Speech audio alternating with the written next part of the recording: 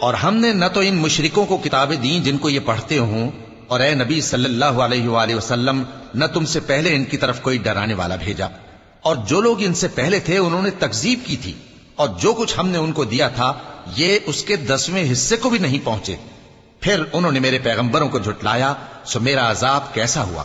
کہہ دو کہ میں تمہیں صرف ایک بات کی نصیحت کرتا ہوں کہ تم اللہ کے لیے دو دو اور اکیلے اکیلے کھڑے ہو جاؤ، پھر غور کرو تمہارے رفیق یعنی اس نبی صلی اللہ علیہ وآلہ وسلم کو کسی طرح کا جنون نہیں،